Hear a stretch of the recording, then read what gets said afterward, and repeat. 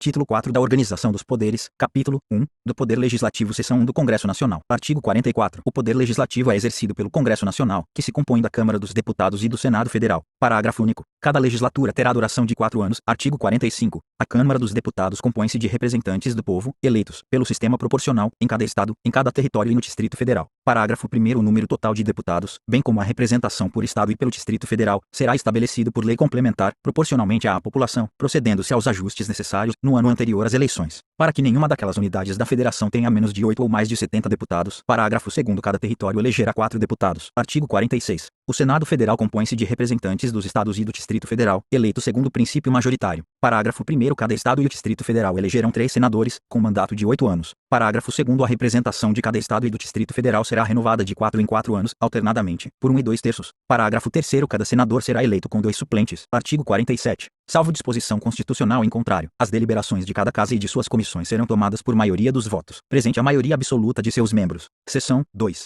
Das atribuições do Congresso Nacional. Artigo 48. Cabe ao Congresso Nacional, com a sanção do Presidente da República, não exigida esta para o especificado nos artigos 49, 51 e 52, dispor sobre todas as matérias de competência da União, especialmente sobre, inciso 1, sistema tributário, arrecadação e distribuição de rendas. 2. Plano plurianual, diretrizes orçamentárias, orçamento anual, operações de crédito, dívida pública e emissões de curso forçado. Inciso 3. Fixação e modificação do efetivo das Forças Armadas. 4. Planos e programas nacionais, regionais e setoriais de desenvolvimento. Inciso 5. Limites do território nacional, espaço aéreo e marítimo e bens do domínio da União. Inciso 6. Incorporação, subdivisão ou desmembramento de áreas de territórios ou estados, ouvidas as respectivas assembleias legislativas. Inciso 7. Transferência temporária da sede do governo federal. Inciso 8. Concessão de anistia. Inciso 9. Organização administrativa, judiciária, do Ministério Público e da Defensoria Pública da União e dos Territórios e organização judiciária e do Ministério Público do Distrito Federal. 10. Criação, transformação e extinção de cargos, empregos e funções públicas, observado que estabelece o artigo 84, 6b, inciso 11, criação e extinção de ministérios e órgãos da administração pública. Inciso 12. Telecomunicações e radiodifusão.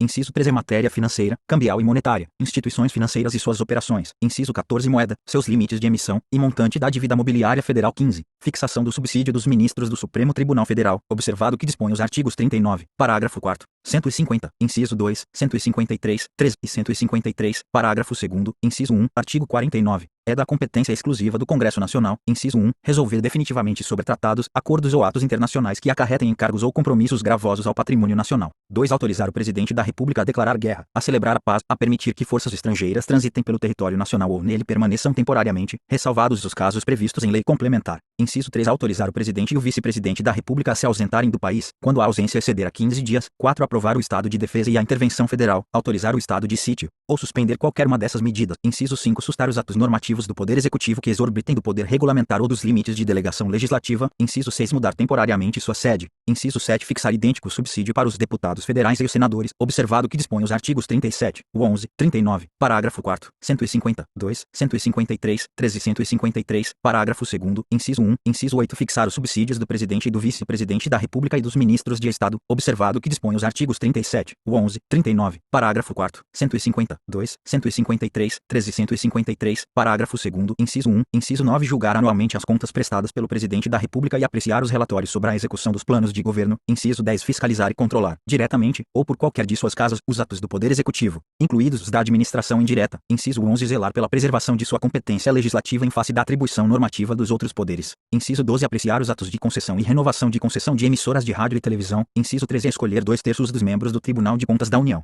Inciso 14. Aprovar iniciativas do Poder Executivo referentes a atividades nucleares. 15. Autorizar referendo e convocar plebiscito. 16. Autorizar, em terras indígenas, a exploração e o aproveitamento de recursos hídricos e a pesquisa e lavra de riquezas minerais. Inciso 17. Aprovar, previamente, a alienação ou concessão de terras públicas com área superior a 2.500 hectares. Inciso 18. Decretar o estado de calamidade pública de âmbito nacional previsto nos artigos 167b, 167c, 167d, 167e, 167f e 167g desta Constituição. Artigo 50. A Câmara dos Deputados e o Senado Federal, ou qualquer de suas comissões, poderão convocar ministro de Estado, quaisquer titulares de órgãos diretamente subordinados à Presidência da República ou o presidente do Comitê Gestor do Imposto sobre Bens e Serviços para prestarem, pessoalmente, informações sobre assunto previamente determinado, importando crime de responsabilidade à ausência sem justificação adequada. Parágrafo 1º. Os ministros de Estado poderão comparecer ao Senado Federal, à Câmara dos Deputados, ou a qualquer de suas comissões, por sua iniciativa e mediante entendimentos com a mesa respectiva, para expor assunto de relevância de seu ministério. Parágrafo 2º. As mesas da Câmara dos Deputados e do Senado Federal poderão encaminhar pedidos escritos de informações a ministros de Estado ou a qualquer das pessoas referidas no caput caput deste artigo, importando em crime de responsabilidade a recusa ou não atendimento, no prazo de 30 dias, bem como a prestação de informações falsas, seção 3 da Câmara dos Deputados. Artigo 51.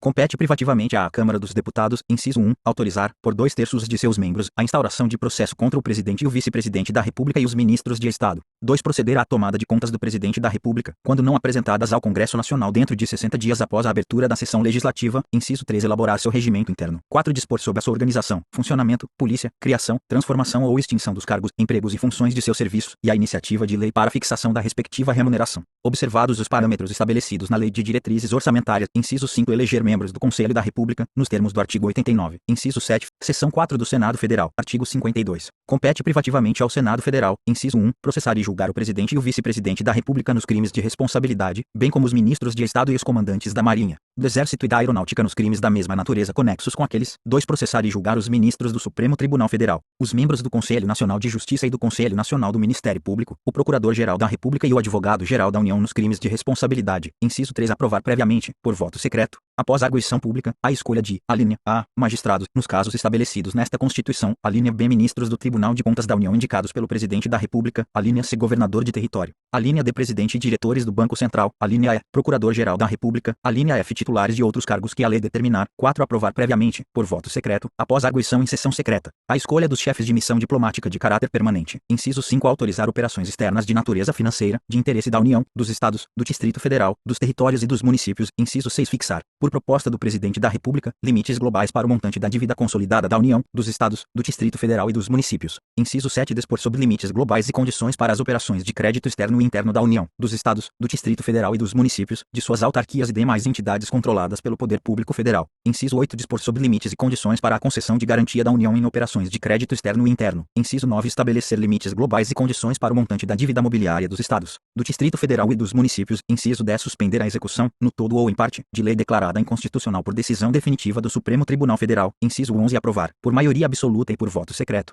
a exoneração, de ofício, do Procurador-Geral da República antes do término de seu mandato. Inciso 12. Elaborar seu regimento interno. Inciso 13. Dispor sobre a sua organização, funcionamento, polícia, criação, transformação ou extinção dos cargos, empregos e funções de seus serviços, e a iniciativa de lei para a fixação da respectiva remuneração, observados os parâmetros estabelecidos na Lei de Diretrizes Orçamentárias. Inciso 14. Eleger membros do Conselho da República, nos termos do artigo 89. Inciso 7. Inciso 15. Avaliar periodicamente a funcionalidade do sistema tributário nacional, em sua estrutura e seus componentes, e o desempenho das administrações tributárias da União, dos Estados e do Distrito Federal e dos municípios. Parágrafo único. Nos casos previstos nos incisos I e 2, funcionará como presidente do Supremo Tribunal Federal, limitando-se a condenação, que somente será proferida por 2/3 dos votos do Senado Federal, à perda do cargo, com inabilitação, por 8 anos, para o exercício de função pública, sem prejuízo das demais sanções judiciais cabíveis.